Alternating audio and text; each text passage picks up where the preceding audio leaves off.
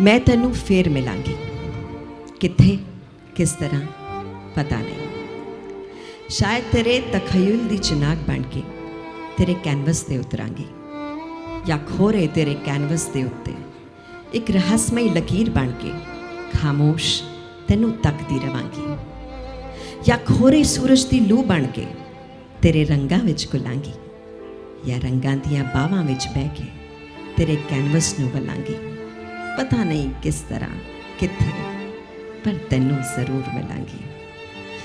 या खोरे एक चश्मा बनी होवांगी ते जिवें झरनियां दा पानी उठदा मैं पानी दियां बूंदां तेरे पिंडे ते मलांगी, ते एक ठंडक जही बन के तेरी छाती दे नाल लगांगी।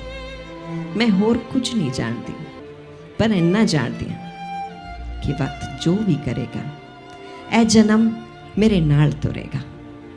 ए जिस्म मुकदा है ते सब कुछ मुक जाता है, पर चेत्यां दे धागे कनाती कणां दे हुंदे आ।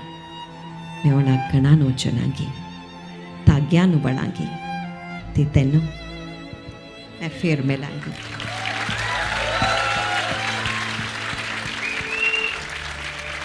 Beautiful.